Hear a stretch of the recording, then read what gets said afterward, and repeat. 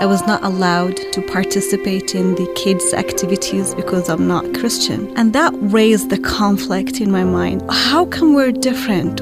This is In Good Faith, listening to first-person experiences of faith and belief.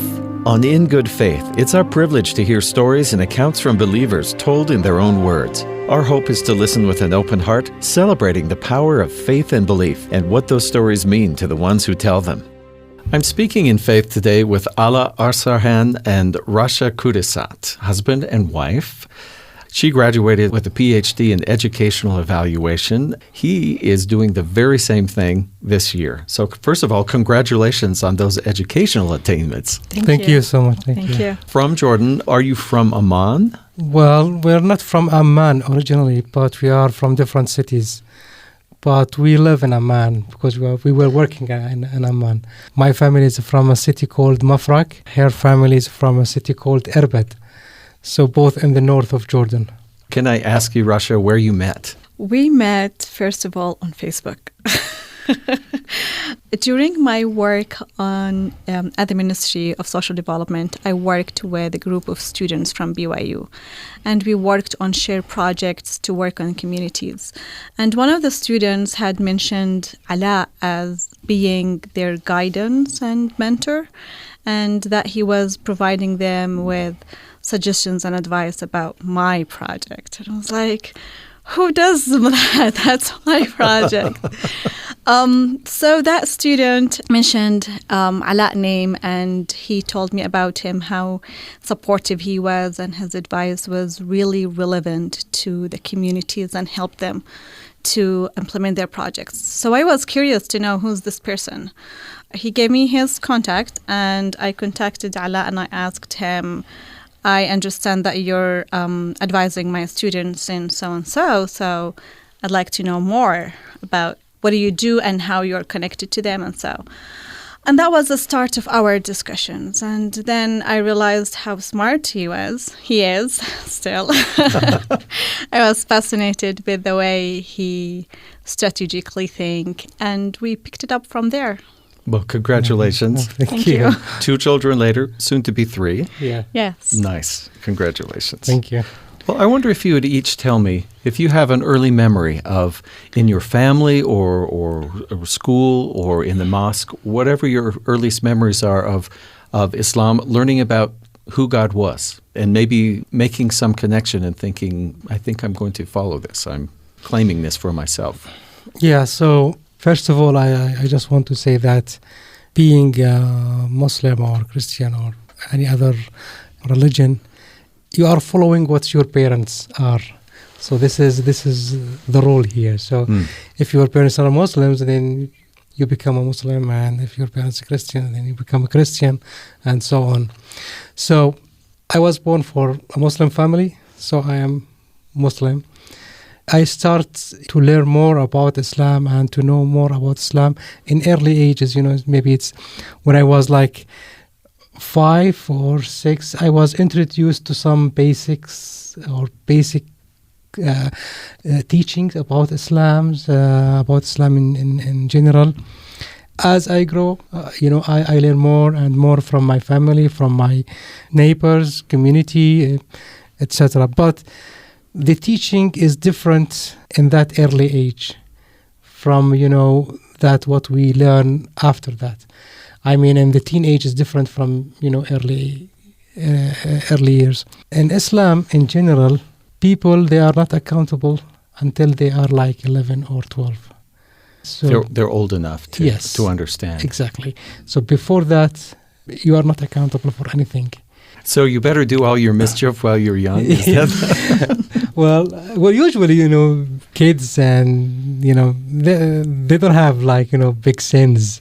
Right. Yeah. So they are, under control of their family and their parents and so on. But again, it's 11 or 12 years start, we to be accountable. And at that time, we have to practice our religion in the right way. This is my view or my opinion about how we receive or how we learn more about Islam. Thank you, Allah. And Rasha, what was your early experience? It's pretty much the same that I come from a Muslim family who practice Islam as a lifestyle on daily basis. But one of my earliest memories when I was a little girl, I attended Catholic school. And Catholic schools, Muslims were minority there. And I remember in Christmas, I was not allowed to participate in the kids' activities because I'm not Christian. And that raised the conflict in my mind. And I remember I was, I think, first grade, something like that. Is that how come we're different? Why I'm not allowed to be part of it? They were so fun and singing and decorations. That raised a lot of questions for me. Why and how come we're different? But then when I go home and I see how my family practicing Islam, it would make sense. The good thing in Catholic schools in Jordan that to somewhat they separate the Muslim kids from the Christian kids, and they give them instructions or even teaching about each faith that is convenient for them. So we had our teaching in Islam, but I remember that particular day is that you're not allowed to do that. That created the first question for me, how am I different? Interesting. You're both very kind to accept this interview invitation because this is when we're taping the month of Ramadan and you're fasting. I'm wondering, first of all, is Ramadan, as I understand it, that is the month that the angel Gabriel came and gave the first of the revelations to Muhammad. Is that correct? Yes, correct. I wonder if you'd explain just a little bit about what Ramadan means to a Muslim family. Actually, when we think about Ramadan and fasting in general, so this is what God asked us at the first place to do. And it's not only Islam that they are fasting. All the religions, and as far as I know, all the religions, they are requested in a way or another to fast a day or more, 40 or 50. It depends. And how they practice their fasting is different, from one to another. Anyway, the fasting in Islam, it's if we try to define the fasting, is that we stop, drinking and eating from dawn until sunset. Mm-hmm. So here, for example, in Utah, it's like 18 hours. It's a long day. It is. So especially with the hot weather, and the sun. Yeah. So we are trying, to the idea of fasting is to remember others, to remember poor people. This is one of the ideas or one of the goals of the fasting. The other one is to practice ourselves to resist any kind of temptation. Resist food, and resist water and drinking, and resist wife and husband relations kind of thing. Mm-hmm. So it's a way that we try to control ourselves, to feel with others, with the people, with the poor people. This is what's fasting in Islam and how we practice it. And I like your point about that there is some type of fasting requested in almost every religion. Yes. And that it has to do with spirituality rather than it's not a punishment. Yes. And I want to add something here. In our Holy Book, Quran, there is a verse that mentioned that it's, I don't know if I can close translate that verse, which means that all believers, when God speaks that all believers, that means all the believers, not only Muslims, So it's a speech to all people who are believers, regardless if they are Muslims or not. And he asked them to fast as he asked the people before them. So it was mentioned that the fasting is not only required by Muslims, it's required by all people who are believers. Thank you. Rasha, I'm wondering, during the month of Ramadan, when people are coming together as families, as congregations, or at meeting places, is there sort of a special spirit at that time, a special feeling? For me, I feel the connection with, whether it's my faith with God or the connection with my family, my friends, or my community. So it's not only just the religion per se, but also the building relations, the appreciation, the acknowledgement of all these connections. I even feel a special connection with my daughters during Ramadan. I like when I sit with them and I try to explain to them about Ramadan. And that's where I feel the connection with God, that God instructed me at some point to send the right message to the girls. And especially in this time, this is the perfect time to tell them about and to have them see our experience firsthand. And the same thing with my friends. I have long distance friends, but we communicate spiritually and we support each other from that part. We guide each other, especially in this month. If somebody is like doing something wrong or seeks for advice, this is the perfect chance for guidance and advice. The same thing with my family. Interesting that you talk about teaching your daughters by your example. And I'm wondering, how soon does a child begin, or how are they trained to join in observing the fast? Most of my friends' families, when they share their experience, it depends on the child. Some children, their bodies can do fasting starting at the age of 7 to 10. From my experience with my family, I remember when I was a little girl, my father used to teach me fasting half day, and he would call it birds fasting. That's from morning until noon, and that's when he would say, "That's good job, you did fasting good. Now, why didn't you have a snack and then keep up the rest of the fasting?" So it was a way, you did the same thing. It's like training our bodies to fast, but we do not put them at risk. Like Right. if we see a child 7 years or 10 years old cannot do it, we cannot force it. But after 10, I think it's the perfect timing to commit to it. So it depends. It varies based on the child, the body, and there's a lot of strategies for families to train the kids for that. Allah, you mentioned fasting for the poor in remembrance of. I was kindly invited to go to iftar, the breaking of the fast, at a mosque in Salt Lake City. And the message was all about that we pledge ourselves to remember better the poor. And that is a common message, is that Yes, you're throughout right. Ramadan? Yes, you're right. So yeah, because it's a chance that we review things in our life and start to remember others and start to feel and think about the people. They need our help and they need our support. So Ramadan fasting is the way to remember these those people who are in need and who are suffers from wars and all kind of economic hardship. It's a way to remember and think about those people. Was it a shock when you came from Jordan and came to the U.S. and were suddenly from the majority of believers to the minority of believers? Was that a shock? I wouldn't say a shock because even here there's a lot of believers. I mean, we live in Utah. And there's a lot of these people. And I like it that I was able to communicate with different religions, with different people from different religions. It took me a time to choose my words when I speak or I'm in a religious discussion because there might be misinterpretation or misunderstanding, but I wouldn't call it a shock. It was diversity. I liked the discussion that I had with friends from other religions. That's fascinating. You talk about words and misunderstanding. My understanding, for example, to choose a very loaded word if I can, jihad, which has taken on a whole other meaning. But if I understand it, it simply means the struggle. Yes. That we all have. And is it the religious struggle or is it just, what does that mean?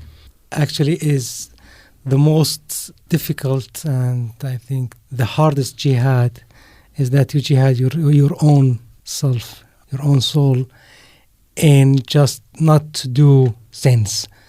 So this is the most and hard jihad. The struggle with self. Exactly. So but again, the media and all different kind of political kind of things, they are trying to drive this the meaning into different direction, or to just employ it in different way the jihad it's not mean that we kill other people or we No. invade the different countries and killing people just left and right. This is not Islam. Islam in general is a religion of peace, and it's a submission to God. So this is Islam. So, But that tells you why you said you had to choose your words carefully because of misunderstandings. yes. Yes, I was actually one of my experience when I first started here. I used the words Alhamdulillah, A'udhu Billah, like praise to God or God, I'll seek God forgiveness. And the way we communicate with God, Almighty Allah, we Muslims, we do it directly. So we ask forgiveness, we praise directly. We don't have that mediator like the other religions. And one time when I was in my classes, I used these words. And sometimes I use them without thinking. If anybody asks me, how are you? I would say, Alhamdulillah, thank God. One person approached me and he was like, the way you express your praise to God is insulting for us. Really? Yes, because somehow they explained it to me that LDS people or Christian people, if I understood it right, they do not communicate to God, to the word God directly, because they communicate with Jesus Christ or other prophets. So the way I communicated, he was like, this is insulting. Probably you need to choose your words wisely.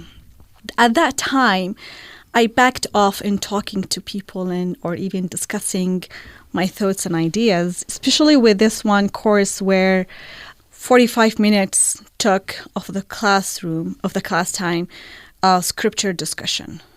So at that time, I felt out of context. I can't use my words wisely. I'm from a completely different world, completely different religion, because I was the only one who's from different religion. So I felt the disconnect because of the words. I couldn't choose them.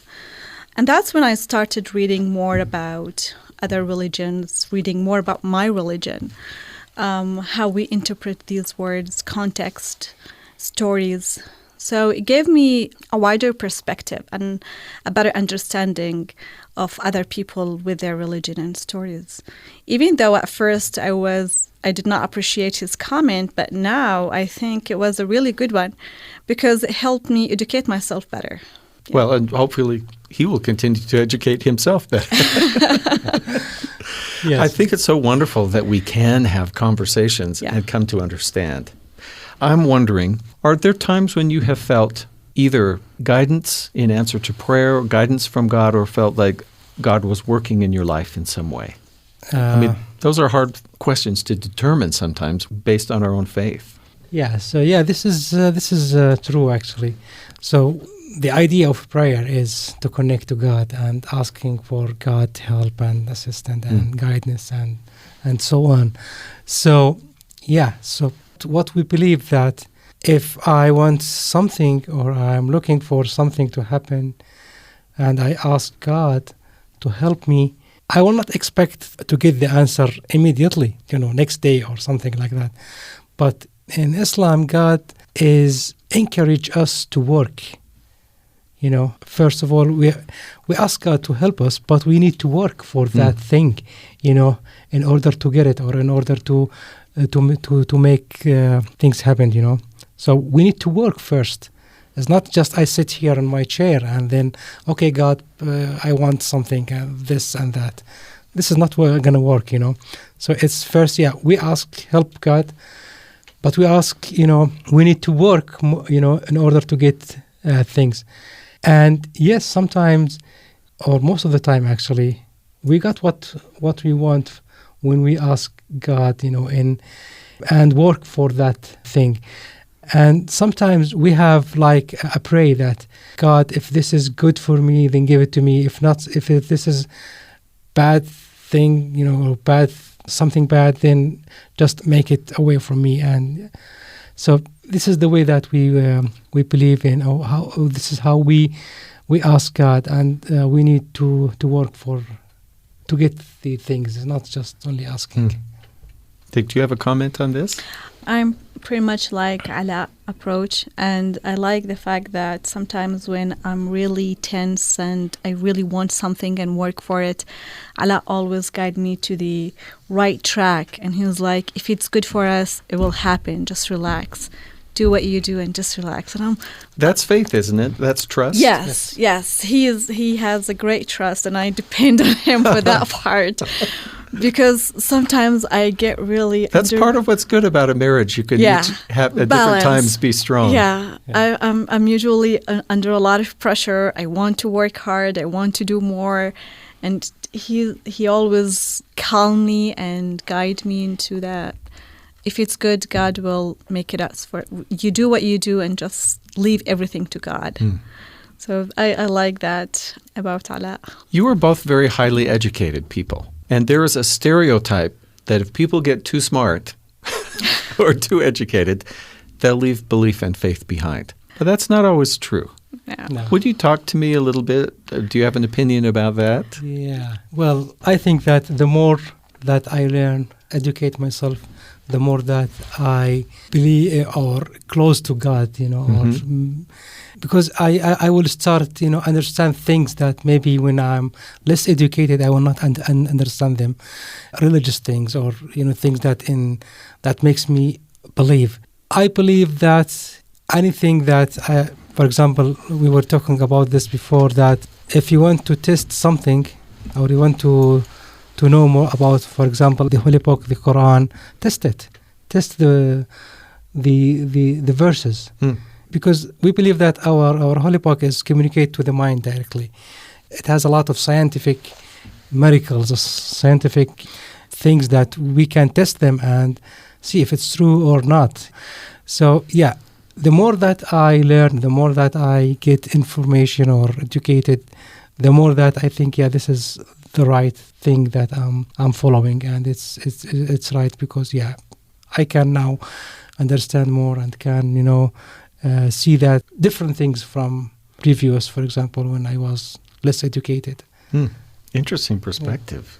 I think if you read more about the scientific miracles in the Quran, it just starts from arithmetics to astrology. And a lot of scientists have converted to Islam because of their science, because the things that they proved, it was mentioned in the Quran 1400 years ago. And there was no way a normal person would know these things. And now in the 20th century, scientists have discovered these and proved them true. When they go back to the Quran, it's already mentioned there.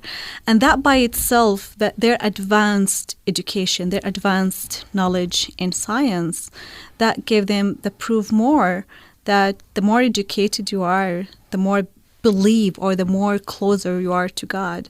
There's a verse in the Quran, قُلْ هَلْ يَسْتَوِي الَّذِينَ يَعْلَمُونَ وَالَّذِينَ لَا يَعْلَمُونَ. It's basically, it's wondering by God. It's not wondering, it's just like a saying is that are the people who know equal to the people who do not know. They're probably equal in other characteristics, but they're not the same. Because the more they know, the closer you are to God. And that's the beauty of Islam. And that's what makes it distinguished from other religions. That's why I like it. Because it encourages to question. And there's nothing wrong with to question. Even in the Quran, if you have any moment of doubt or conflict or question, it encourages you to question that verse, ask for it, seek for answers. So it's basically based on knowledge. And during my study in BYU, and that's how I educated myself more about my religion, is that part of the content analysis people did on the Quran, the knowledge by itself, a word that was mentioned more than 3,000 times in the Quran. Knowledge. Yes. That's like knowing, know, knows, to know, knowledge, and so on. And that's how it's basically all based on knowledge and questioning and answering questions. We have just a few minutes, but I'd love to hear what you think are the very basic things that make your life happy, that have to do with religion. Peace. Feeling peace. Yes. Or creating peace? It makes me feel peace. Looking back at my life, I was not in the same place like I am now. The more I know about Islam, the more I practice it, the more I understand it, the more he supports me and put me back to to the right track. I feel more peace, and that what makes me happy. He is a true Muslim. He practiced Muslim the right way, not the way media describes it. I like the relationship between husband and wife based on Islamic perspective. And I always treat me right. But sometimes when I interpret his actions and then I read the Quran and Sunnah, and I'm like, that's a true interpretation of Islam. So I'm happy with that.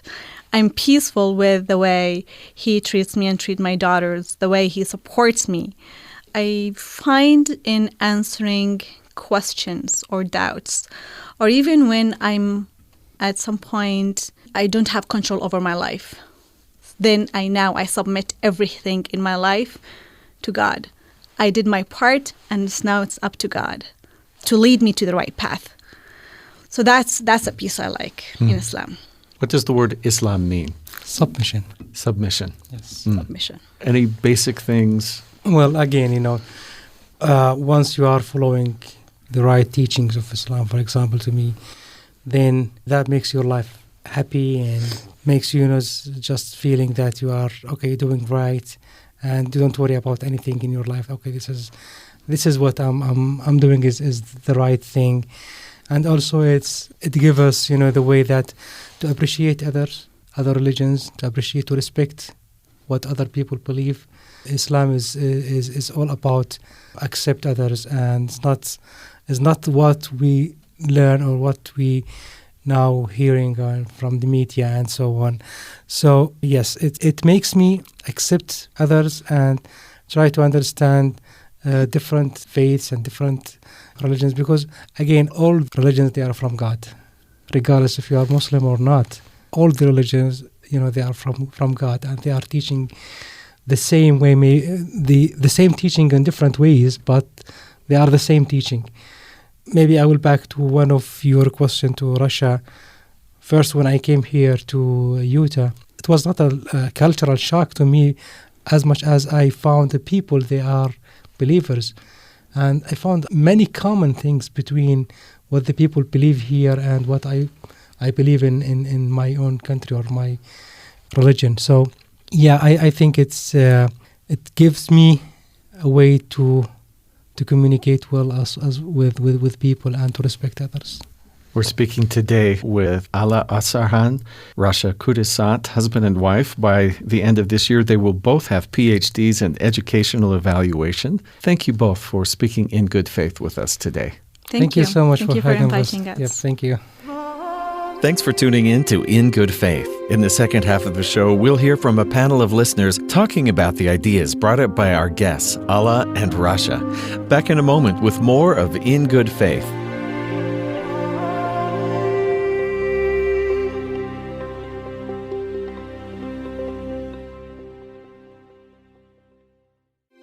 This is In Good Faith, listening to first-person accounts and stories of faith and belief.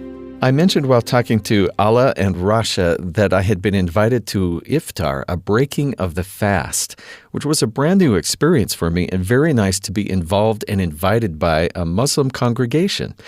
That's one step, but I have on the line with me a lady who not only did that, but then took it one step further, which is Kristen Hodges. Kristen, thank you for speaking with us on In Good Faith. Thank you for having me. I'm very excited. So this sounds like it was a process. You heard about Iftar, then you were invited, and then you organized one. Tell me about this, because you're not Muslim. I'm not Muslim. I'm a practicing Mormon.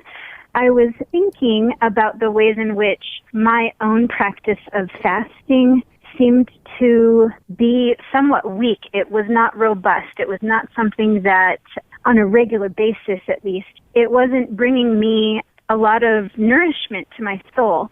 And I thought, well, perhaps if I find out how other faith traditions practice fast, I could incorporate some of that into my practice to kind of beef it up or experience it in a new way, because I think that sometimes looking at things from a different perspective or thinking of things in a new way can really, really help in our own spiritual practices. I had heard about Ramadan, but I wanted to find out more about what that practice entails. When I was researching this, I came across stories of Mormons in Southern California who had organized iftar break the fast Sundays. So they would choose a first Sunday of the month, because that's when Mormons typically fast, and then it was also a Sunday during Ramadan so that Muslims could join. And so these two groups would come together and break their fast together. And they found great meaning in doing that together, in acknowledging the differences that they have, but also the similarities. And I just thought, why are we not doing this more often? And I was just thinking, it's an unsettling time for people who are of a religious or ethnic minority. I think this would be a great time to try to ask my local leadership if they would be interested in supporting an iftar break the fast dinner. To my happiness, to my surprise and my joy, he said that he thought that it was a wonderful idea. He had even been to an iftar dinner before, so he was very open to the idea. I wanted to make sure that we were sensitive to the particular needs of the Muslim community that was going to be joining us. I worked with a couple of Muslim women that are now my friends, and they helped me a lot just to make sure that we were getting the food right. We were making sure that they would feel comfortable there, because I think it's difficult for people to step out of their comfort zones, going to a different church or a different mosque or a different place of worship and not knowing the cultural norms. So I wanted to make sure that any Muslim that thought that this was a great idea, they wanted to attend, we wanted to make sure that they would be comfortable and welcome there. Not only you prepared the building, but also a program with members of both faiths. Yes, we had the bishop of my ward. He spoke for about 5 minutes regarding what fasting looks like in Mormonism and what it means to us. And then we had the former Muslim Student Association president from the University of Utah. So he was well-versed in how to speak about this. He also spoke about what fasting means for Muslims and some basics about Ramadan. He did a call to prayer that was very beautiful. It kind of sounded like a sung prayer. And then we had rooms set up for the Muslims to go and pray, and we made sure that everything would be fine for them there, comfortable, and set up how they would like it in a mosque. And then we joined back together and had a great meal together. People really embraced the spirit of the evening, which was to learn from each other and share stories and talk about just our lives and what they're like. And I saw that happening during the dinner, that everyone was intermingling. And so I saw people that didn't know each other sitting next to each other of different traditions. And it was really, really beautiful to experience and to observe. I read an article about this where you talked about the reduction of fear when people just meet one-to-one and talk. Absolutely. And I've experienced this in my own life. And so I think this is one of the things that was driving me to facilitate an evening in which other people could experience this as well, because it's been such a powerful thing for me when I've finally broken down a barrier, a preconceived idea or a bias or a prejudice that I had against someone else, and just was face-to-face with them and shared stories. And it really, really has helped me. So I was really pleased to see that other people were experiencing this as well. Kristen, thank you so much. Thank you. I really enjoyed talking with you. Meeting in person with people who are different than yourself to learn who they really are. Teaching children by example when they're young. Learning self-control and submission to God by fasting. Do those ideas resonate with you? We invited a group of people to listen to our guests and then respond. Kevin Jones Giddens comes from a diverse background. His parents are of two different faiths, and he grew up with many foster brothers and sisters. He now leads diversity training. Jean Marshall was born in Salt Lake City, raised in Southern California. She plays with fabric and attends several book groups. She's wife, mother, and grandmother. Melanie Hoffman has a degree in art. She's a published children's songwriter and is a fan of children in general. She's grandma to 7. Peg Woodruff is the mother of 8, grandmother of 7, with a degree in acting and an ability to cook for anyone with a specialty diet. Yes, first of all, I love that interview. I loved it, and I love what this program is all about, introducing me to people and what they believe. I really love that. I have a chance to talk about diversity in a lot of classes I teach, and I just love it. It brought to me, this interview, the idea of principles versus values. That a lot of people talk values, their values, thinking their values are principles. but they're not. Values are self-chosen. Principles are universal. And in this interview, they spoke a lot about principles that are universal that relate to many different people in their faiths, but we interpret it different. For example, the principle of a child's not accountable, that's a principle, but whether it's age 12, 13, 14, 8, that's a value. They talked about the word fasting, that's a principle, versus the value of we fast from sunset to sundown or fast for 2 meals. So if we could come together on principles, I think this world, we would have a lot in common and we wouldn't fight each other so much. But when we do fight, I think it's over values. That's why we're fighting, because you can't fight over principles. It just doesn't exist. You fight over values, not principles. And I love the fact that they brought out a lot of principles that I can identify with. Wow, that is a really good explanation, and I can resonate with that. Principles, values. And you know, all of the principles that he talked about did seem to me quite universal, didn't it to you? Yes. It did to me. Absolutely. It recalled to me a trip I took to New York to visit our daughter, and I had to take a cab to her place in Brooklyn, and the driver was Muslim. And he just sort of voluntarily, he asked where I was from. I said Utah. And he asked if I knew much about Muslims, and he proceeded to just tell me all these wonderful things about how family was a big value, not drinking alcohol, taking care of your body. I mean, he just went on, and I thought, well, I believe all that too. And it was very enlightening to me. And in a place like New York, he probably feels the necessity to spread that word as far as he can, because it's a kind of a tense subject in New York, I do believe. Yeah, well, now, this was before 9/11. Oh, that was before. But still, he knew that I probably knew nothing. It's good to find these things out. It was very interesting because I was raised in a family very diverse. My mother had fostered over 35 kids, so many Seriously? kinds of, yes. And Over how many years? over a span of, 15, 20 years. Wow. And so in my household, I had white, black, Chinese, disabled, you name it, it was all. And I grew up back in New York, New Jersey with Muslims, Jewish, Seventh-day Adventist, Baptist, Catholic, everything. So a very diverse perspective. But my mother and father were Christians, and my sister, when I came to Utah and I eventually joined the LDS Church, my family was like, ooh, so different, Mormons, ah. And then when my sister became Muslim, I became the hero. Because in my family, that was the very different faith.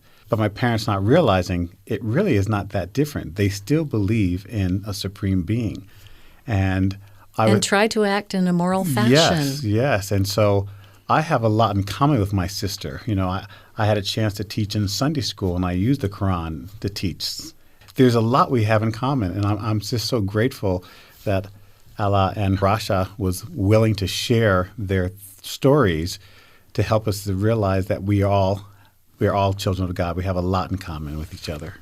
As I listened to them, it struck me that they live their faith in such a healthy fashion. It is a healthy faith for them. And we've probably all known people who live their religion in a very unhealthy way that damages themselves or others. And I heard respect between husband and wife. I heard remembering the poor. I heard that his faith helps him to accept others. What a healthy thing in a world of such diversity that we live in, to learn to accept others at face value and even perhaps love them. But all of these things that they do, her great respect for the way he practices Islam, it all just seemed to be a very healthy way, spiritually, emotionally, with relationships.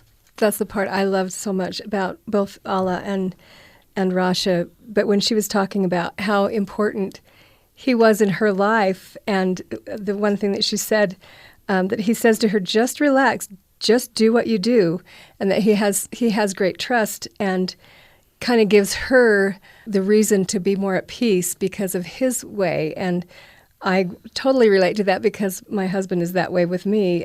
She says, I'm usually under a lot of pressure. And, I think that's kind of a common theme in this society. And my husband is the voice of reason to me, that it's all in God's hands. Don't worry, you'll be okay. But I loved everything that she said about the relationship. And he also said, Allah said, that the relationship they have is nothing like the media portrays the marriage relationship, that what we are told in the media is not what they experience at all. She said, he supports me and he treats me beautifully and my daughters beautifully.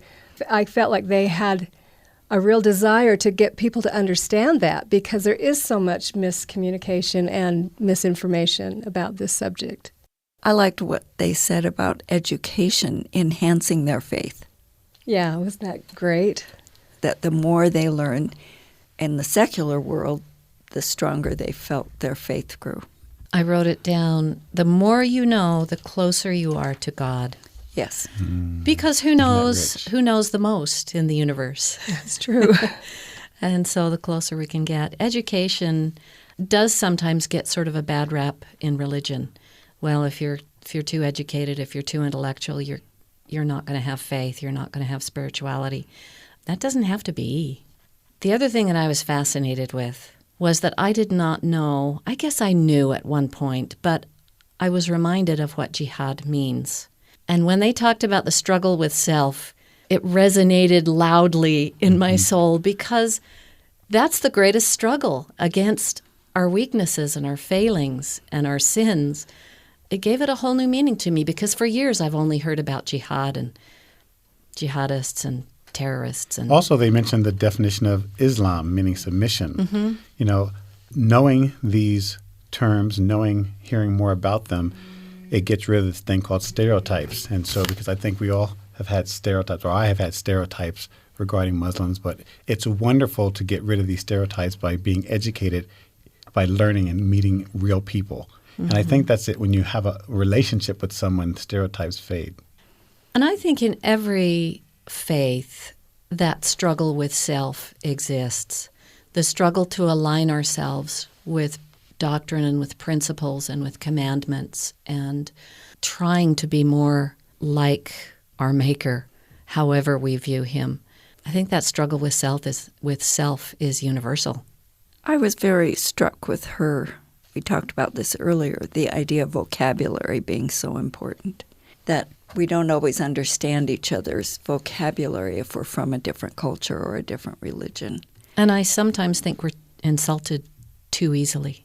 We need to make allowances. But I think in just my very limited study of a little peep of German and a little bit of Spanish, it just opens your eyes when you see the meaning in another language, or you find out that in their culture what the name for their God is and what their relationship is.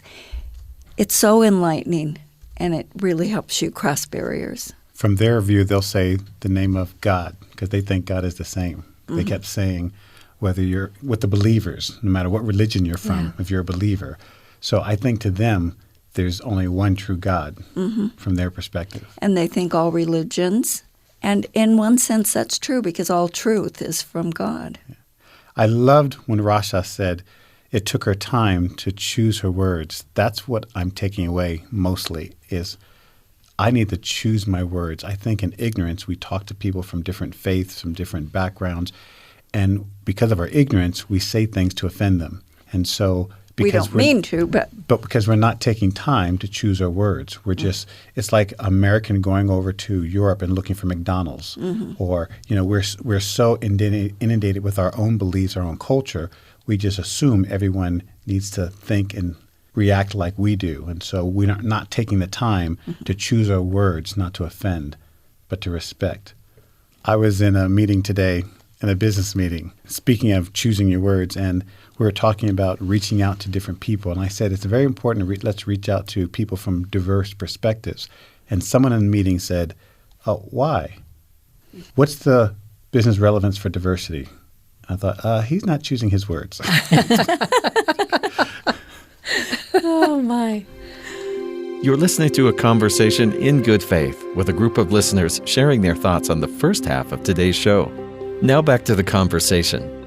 Rasha was talking about the fasting and what a perfect time it is to talk to her daughters and connect with her daughters and send the right messages because they're in a position of learning. And I was thinking about, she talked about remembering the poor, and that's one of the main reasons of fasting, which I love. I love that of all the people that are suffering in the world and the wars and everything, that gives us a chance to ponder on that and be more compassionate. But it reminded me about my parents, who were just kind of fiercely compassionate people. That's kind of a weird combination. But one day my dad had picked me up from elementary school to come home for lunch. And we were driving down the street, and there was this woman with her child, and she was walking. It was cold, and she was walking with this little girl. Dad stopped the car, and it looked like she had been coming from the clinic. And so Dad stopped the car and said, "Would you like a ride?" And she was very surprised and said yes. And so she got in the car, and he took her. It wasn't very far. He took her and the little girl home, and he was always so friendly with everyone. Just there was no barriers there. And I was trying to think how old I was. Maybe I was 7 or not very old. And the thing I noticed was that the lady had these her teeth were really ugly, and I just was kind of staring at those teeth, and I said, "Dad, did you see her teeth?" And he just kind of smiled at me, and he didn't even say anything. He just kind of put his arm around me like, "You'll get it sometime." and it was a lifetime of them teaching me about being aware of other people and their needs and noticing the poor. And that's what Rasha was saying, how important it is to have those times with your children to teach them to be compassionate, because you don't come naturally compassionate. And I just loved that was one of the things that she valued and was precious to her. And it seems like these two had a similar upbringing where when they were young children, their main teaching was just observing their elders living their religion. And then he said when you're 11 or 12, then you start to really learn and start practicing your religion yourself. When they talked about the fasting, it was very similar to what I did with my children when I taught them to fast. The birds fast. First, they just fasted breakfast, and we were so proud of them when they could go until lunchtime, and then maybe an hour later. And when they were little, they just observed us fasting. They didn't do it themselves. So that seemed very, very similar to the way that the teaching of my children occurred. I thought it was textbook. I thought it was, for me, Parenting 101, it helped to remind me. I have 5 children, and it helped to remind me. They gave the purpose of why the fast. We're thinking of other people. They said how to fast. We're doing it bird style first, Mm-hmm. And then they also didn't push the kids to do it. Don't force it. It was agency. They allowed the children to grow and mature into understanding the importance of fast. And I think that's a lesson for me to learn, not to force my kids to go to church or do this or do that, but to teach them. In my world, we say line upon line. That's what I need to be doing. I think she mentioned the word, or maybe he did, about commitment, that after they've done the practicing and the short fasting, then there comes a time when they make their own personal commitment. That's such an important step. Mm-hmm. It can never be forced or mandated. My son, a lot of the children in my neighborhood have chosen to get baptized, and they got baptized when they were 8. And my son said, "I don't want to do that when I was 8." And we thought, okay. He was 13, 14, and he chose to be committed to get baptized. And my wife and I were proud of him for making that commitment. And so I appreciate when they talked about that. I thought, they have a lot in common with my belief, because I do believe we shouldn't force children until they are ready to make that commitment. Mm-hmm. So I appreciate hearing that. And that self-control, I liked them talking about the mastery of self along with their fasting, along with a lot of things that they do that increases our self-control. And I think it's wonderful. Whatever we can do to increase our self-mastery, to be able to control our appetites and our passions is a good thing. A wise man once told me to learn from good books. And I think there's good in a lot of places, but in our day and age, it's unfortunate that the stereotype that we don't look to the Muslim world or Islam to see good. because we're hearing through the media all these negative things, but there actually is a lot of good because they said their faith is about peace. Now, who would have thought? There are a lot of people who are not listening to that word when they hear Islam or Muslim to think of the word peace. But they spoke a lot about this idea of peace, self-mastery, and education. And so it really opened my eyes to really understand we need to take a back seat and really listen and look and learn and not to be so quick to judge. Because the principles that I heard them talking about of Islam have nothing to do with those that use it for destruction. No. It was great to hear about peace and respect between husband and wife and loving children and fasting to remember the poor. And, it's good for me. He said, if it's good for me, please give it to me. If it's not good for me, what a great perspective. Instead of, please give me this, give me that, I've got to have this, I've got to have that. It's really a prayer of thanksgiving. Exactly. Yeah, period. Not a prayer of asking. It's a prayer of thanksgiving. Mm-hmm. If it's good for me, then may I have it. I grew up as a very small minority in my community. I was a different religion than 98% of my friends.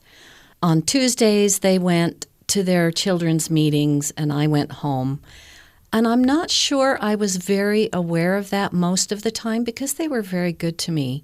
But there were times when I felt like a very small minority, like I was different than everyone else. And so I sort of could understand how she felt as a Muslim in Catholic school. And so I understand that sort of feeling very different. And I understand why they did that. They probably wanted to keep people's traditions strong, not to challenge their faiths, to put them in separate things. But it was kind of poignant to hear that she wanted to go sing those fun songs and wasn't able to. I don't think it's a bad thing to once in a while feel like you're very different than someone else. I think it helps you examine why you're different and what they have and what you have. Well, and that's what Rasha said. She said, she went home and said, how am I different? And then she'd go home and then realize, this is why we're doing this. But I think it would be tough to be a kid and have all the Christmas things happening. Well, I think there's a difference between the word different. It's one thing to be different. It's another to be excluded. Yes, I think she didn't use the word excluded, but I think that's what she was referring to when she said being different. I feel excluded. I'm not having a chance to go into that room with them. I'm being excluded because all my life I feel different. Growing up as an African-American young man, and then moving to Utah, feeling very different. When I first moved to Utah, I literally slept under the bed, afraid men with pitchforks would come and get me in the middle of the night. I mean, I was petrified. No. Here I am, 25, 26, moved to Utah, and I'm afraid of the community because I felt so different. Wow. And it wasn't until I felt included that fear went away. There's a lot to be said for feeling included. You can be different, but you want to be included. And another point about that was that she went home to feel grounded and to understand why. Right. It reminded me of Christians in the former Soviet Union who said that their children went to school and learned atheism. And someone asked, how were you able to strengthen your children and to keep their belief? And they said, well, we taught them at home. We taught them the doctrine and the principles. And when they went to school, those atheistic principles just rolled off their backs because they had a strong foundation. And it sounds like they have a strong foundation in their home. Rasha said, she was talking about the Quran, and that it encourages us to question, and that knowledge is mentioned more than 3,000 times in the Quran. I think I'm going to go get a copy. I have one. Do you? Yes. I don't yet, and I've meant for a long time to get a copy of the Quran.